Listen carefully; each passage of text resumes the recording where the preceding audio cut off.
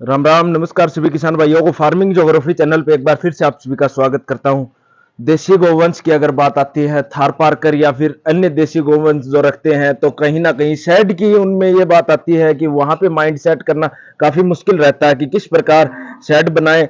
तो आज मैं सर से जानूंगा, जो थारपारकर गाय है इनके पास मैं दिखाना चाहूंगा, वहां पे थारपारकर गायों का जो भंडार है इनके पास जो शेड है ये किस प्रकार है और कितने बाई कितने का है और किस प्रकार इन्होंने रख रखाव कर रखा है।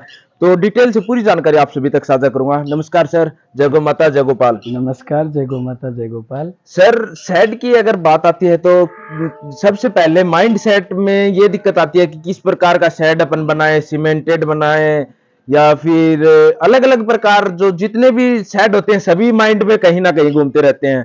तो उन में से आपने किस प्रकार चयन किया और आपका जो शेड है वो किस प्रकार है और कितनी क्या कुछ लागत आई, एक एक करके थोड़ा मैं जानना चाहूंगा सर। साइड में ऐसा है कि फर्स्ट वैरायटी जो अपने होता है वो बेस सबसे पहले सेड का ही निर्माण होता है। हम्म। डेयरी फार्मिंग, ब्रीड लाइन, किसी में भी आप अगर ब्रीडिंग वगैरह में किसी भी प्रकार में आप डेयरी लाइन में वर्किंग करोगे तो आपको फर्स्ट जो वैरायटी होती है वो सेड ही होता है। सबसे पहले आपको सेड का निर्माण ही करना होता है और पहला चैलेंज ये होता है और उसी जगह से आपकी शुरुआत होती है। तो आप, मेरा ये मानना है कि आप किसी भी अनुभव वाले व्यक्ति से इसके बारे में आपको राय जरूर लेनी चाहिए और आपके चैनल के माध्यम से जो लोग सुने, और मैं भी ये चाहता हूँ कि आपके जो व्यूअर्स हैं, आपके जो चैनल के दर्शक हैं, उनको इनसे लाभ हो। बिल्कुल बिल्कुल। तो हमारे जो शेड का जो हमने हमारे हिसाब से किया था, इधर से एंट्रेंस जो है, एंट्रेंस करने के बाद यहाँ पे थारपारकर गायों में थोड़ा सा क्या एग्रेसिव बना होता है। एग्रेसिव होती है, वो अपने बच्चे को दूध ज्यादा पिलाना चाहती है। वैसे एग्रेसिव नहीं होती, वैसे बच्चे के लिए थोड़ा बच्चे के लिए वो उनका मोह ज्यादा होता है। तो ये जो शेड है, इसमें यहाँ हम गाय को खड़ा करते हैं। तो स्टार्टअप फेज पे हम यहाँ गाय को खड़ा कर लेते हैं, बाहर हम जैसे ही दूध निकालते हैं बाहर हम दूध दे देते हैं। और ये जो छोटे काफ जो होते हैं, बछड़ी बछड़ा जो भी, तो फर्स्ट जो रैंक है वो इसी जगह पे बना देते हैं। छोटे जो होते हैं काफ, उनको यही से दूध पिला देते हैं। नजदीक से लाना, नजदीक से ले जाना बहुत सुगमता के साथ काम होता है। बिल्कुल बिल्कुल। नंबर दूसरी जो बात है, जो सेकंड फेज में जो बछड़े बछड़ियां दूध से हट गए हैं, जिनको दूध पिलाना गाय ने बंद कर दिया, तो उनको दूसरी रो में हम शिफ्ट कर देते हैं। बिल्कुल। तो उनके लिए भी हमारे साथ इजी रहता है कि उनकी भी देख रेख अच्छे से हो जाए। बिल्कुल। बड़ी गायें तो क्या है कि समझदार होती है, तो वो थोड़ा सा धक्का मुक्का करके भी खा लेती हैं। बिल्कुल। छोटे जो काफ होते हैं वो इतना समझदार नहीं होते। उसके बाद जो तीसरा जो है, ये हमारे बुल के लिए है। अच्छा। ये हमारे बुल के लिए है।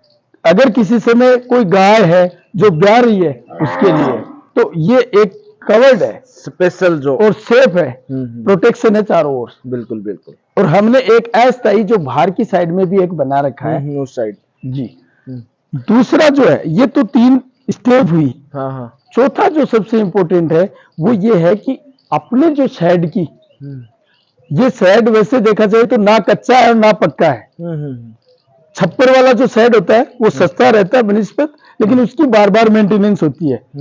ये जो शेड है, इसकी जो सेंटर हाइट है ये 22 फीट है। अच्छा सर। सेंटर हाइट 22 फीट है। ये चारों तरफ से खुला है। अब इसमें क्या है कि नीचे आप भी खड़े हो, मैं भी खड़ा हूं, कहीं भी ऐसा नहीं लग रहा है। काफी धूप और काफी गर्मी होने के बावजूद इस जगह पे हमें ठंडक महसूस हो रही है, धूप महसूस नहीं हो रही, कहीं गर्मी लगने का संभावना नहीं है। शेड की जितनी ऊंचाई होगी, शेड की जितनी हाइट होगी, उतना ही शेड अच्छा रहेगा, गायों के लिए भी अच्छा रहेगा। और इनके जो नीचे का स्पेस जो है वो भी सूखने में अच्छा रहेगा। और सुगमता की दृष्टि से देखा जाए तो हमने इसमें काफी सारी सुविधाएं अच्छी तरीके से की है। और हमारे पास लगभग 40 से 50 गोवंश होने के बाद भी हम कोई मजदूर नहीं रखते हैं। अच्छा सर। हम हमारे घर के लोग ही काम करते हैं। ये सबसे, मैं एक बार थोड़ा माफी चाहूंगा, बोलना चाहूंगा 2 मिनट बीच में।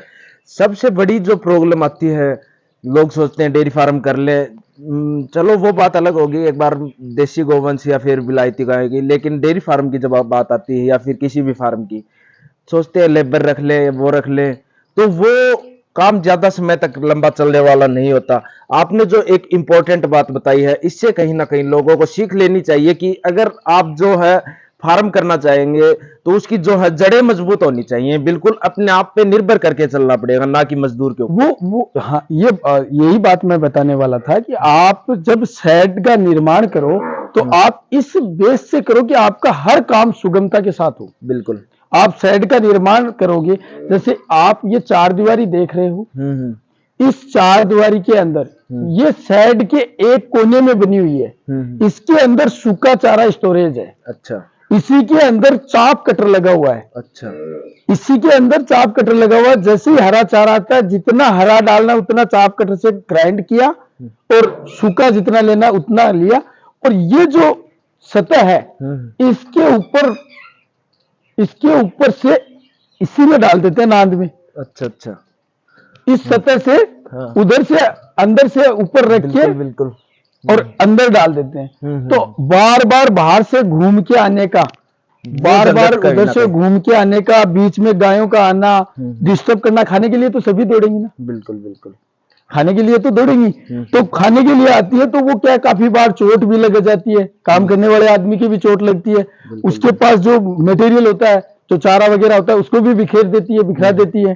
तो ये चैलेंजिंग रहता है। तो ऊपर से ही इस नांद में डल जाता है और ये नांद भर देते हैं। जितनी मर्जी, सभी गायें खुली रहती हैं, जितनी मर्जी उतना खाएं। उसके बाद जो इधर वाला जो रो है, इसमें भी वही सेम सिस्टम है। अच्छा। इसमें भी सेम सिस्टम है कि उधर से जो ये जो सतह है, दीवार की सतह से, और इस नांद में दोनों साइड की नांद भरने के बाद गायें दिन भर जब मर्जी तब खाएं। उनकी जब मर्जी प्यास लगे तभी पानी पिए। पाइप से पानी डाल देते हैं।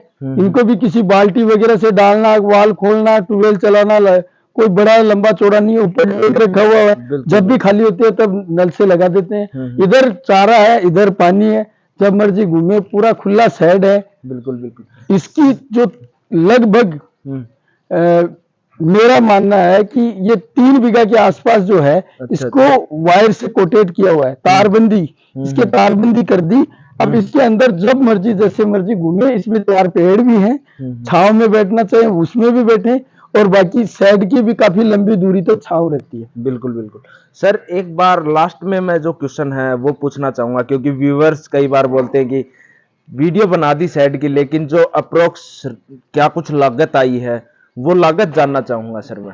और कितने बाई कितने का जो शेड है, जो शेड की जो जगह घेरी हुई है, उसका अप्रोक्स रेट और कितने बाई कितने का है, वो अंतिम में वो जानना चाहूंगा सर। इसकी चौड़ाई है वो 88 फीट है। अच्छा। इसकी चौड़ाई 88 फीट है, लंबाई है वो 98 फीट है। अच्छा। और इसकी लागत 15 लाख रुपए के आसपास है, जो जिसमें ये सब चीजें सभी कंप्लीट। हाँ हाँ, 15 लाख रुपए। 15 लाख रुपए में कंप्लीट। तो जिसमें 15 लाख रुपए में आपकी ये सरफेस, नांद वगैरह सब, तारबंदी वगैरह सब। सर एक बात कहीं ना कहीं ये माइंड में आता होगा कि 15 लाख रुपए आपने सही जगह जो है इन्वेस्ट किए हैं, तो इसके बारे में क्या कुछ कहना चाहोगे? इन्वेस्ट, देखो किसी भी काम को करने के लिए पहले इन्वेस्ट करना ही पड़ता है। आप अगर अध्ययन करोगे तो भी आपको इन्वेस्ट करना पड़ेगा, समय का इन्वेस्ट करना पड़ेगा, आपको पैसा भी लगाना पड़ेगा। तो बहुत सारे काम, ऐसा कोई काम नहीं है जिसमें आप इन्वेस्ट किए बगैर कुछ कर पाओ। बिल्कुल बिल्कुल। और आपको लंबा काम करने के लिए आपको इन्वेस्टमेंट भी वैसा ही करना पड़ेगा। सम टाइम के लिए कुछ भी कर सकते हो आप। तो बिल्कुल सर, एक बार कॉन्टेक्ट नंबर जानना चाहूंगा सर मैं आपके।